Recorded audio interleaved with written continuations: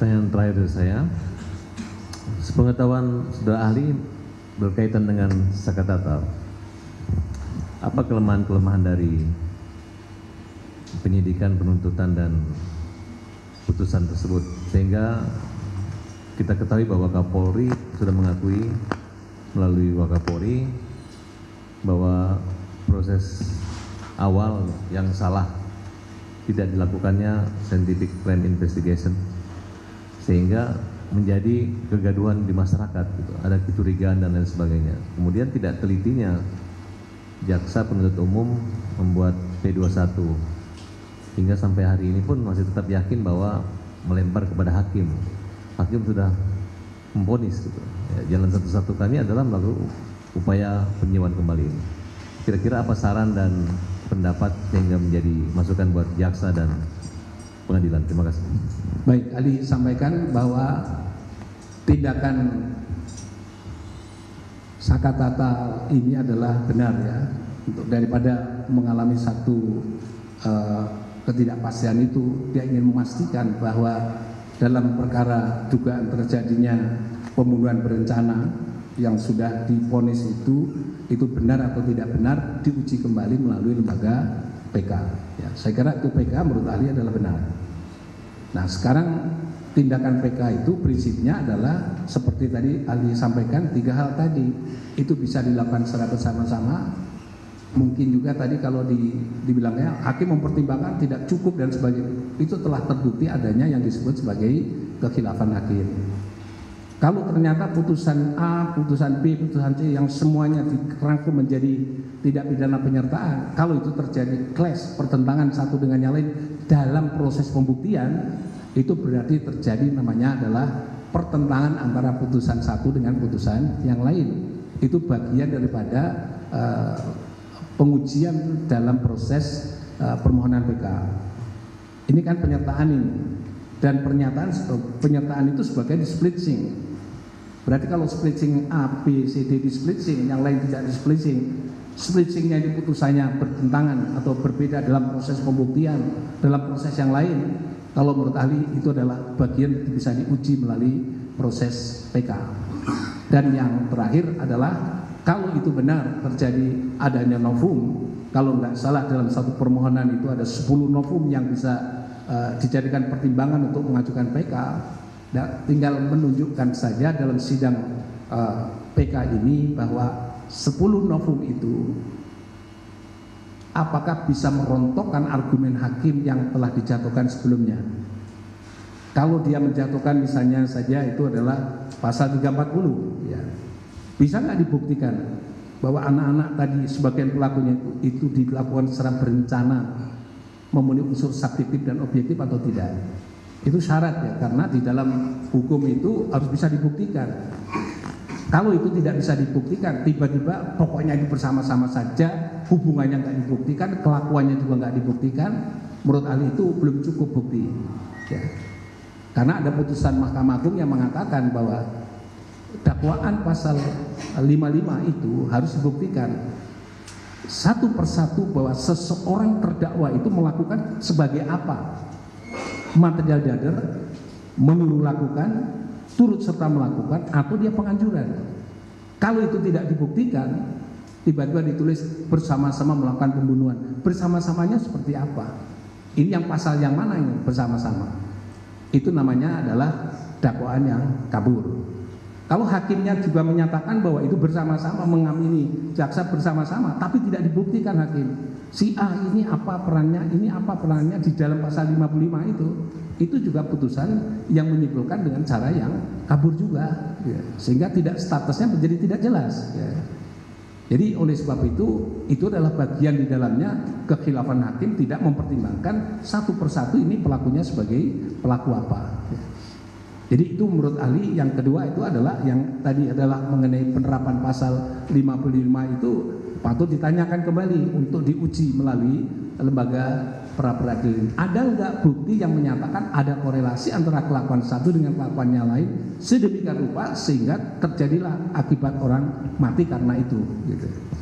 Jadi kalau itu tidak bisa dibuktikan, saya mohon maaf bahwa bersama-samanya itu karena orangnya ada, kumpul bersama, dilakukan begitu, tidak bisa diurai dia sebagai pelaku apa dalam satu konteks proses pembunuhan itu. Dan yang terakhir saya ingin ahli sampaikan terkait dengan novum, ya.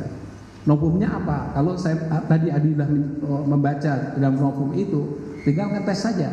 Dengan novum itu benar nggak bahwa itu ada pembunuhan yang dilakukan secara berencana seperti ahli terangkan tadi, atau dia adalah bahwa kematian seseorang berdasarkan visum yang diajukan dalam novum itu adalah bukan karena tindak pidana pembunuhan, tapi karena adalah kecelakaan berdasarkan bukti-bukti dan olah visum et repertum yang diterbitkan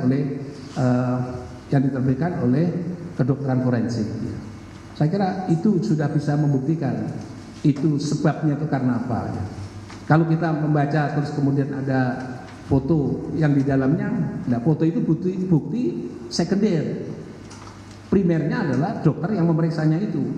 Berarti sudah ada bukti yang memeriksakan itu adalah namanya adalah alat bukti primernya, foto dan lain sebagainya, keterangan dan sebagainya, saksi dan sebagainya, itu sekundernya.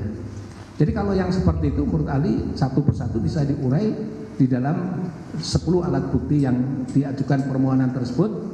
Dan itu bisa disimpulkan nanti akhir daripada proses pemeriksaan itu bisa disimpulkan. Keterangan ahli demikian.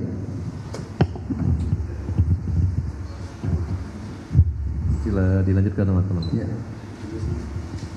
Saudara ahli, dalam perkara Anas Saka Tatal, sejak dalam proses awal tidak ada proses penyelidikan, langsung penangkapan dan naik ke penyidikan. Kemudian terdapat fakta terjadinya penyiksaan dan pemeriksaan anak Saka Tatal ketika di persidangan diperiksa lebih dahulu sebelum pemeriksaan saksi.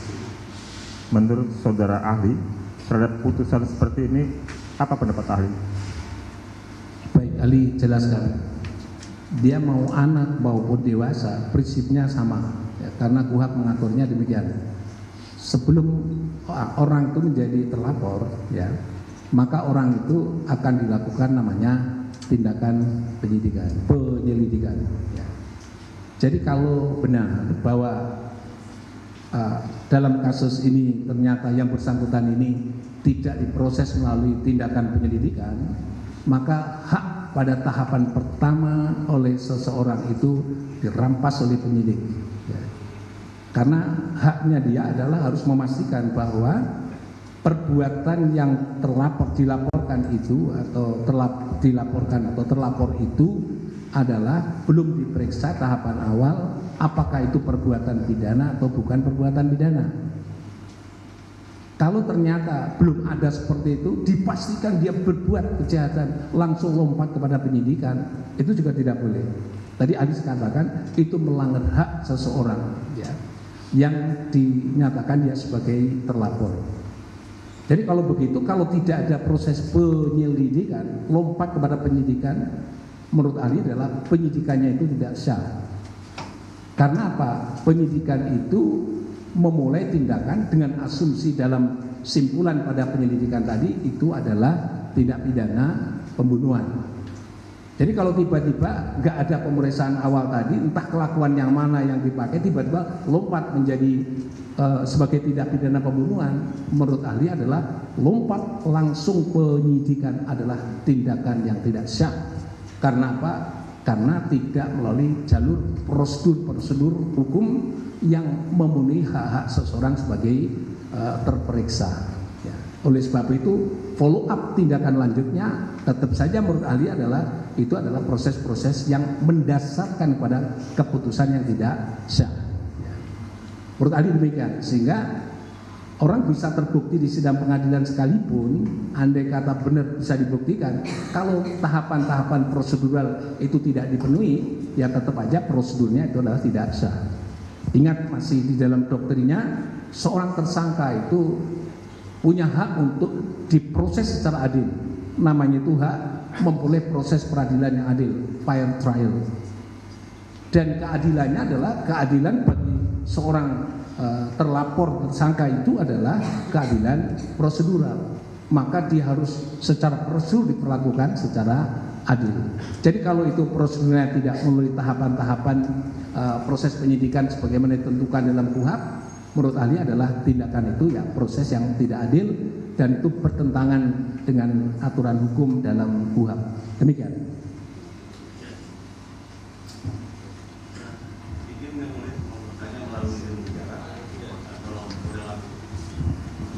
Seperti itu ya, Pak.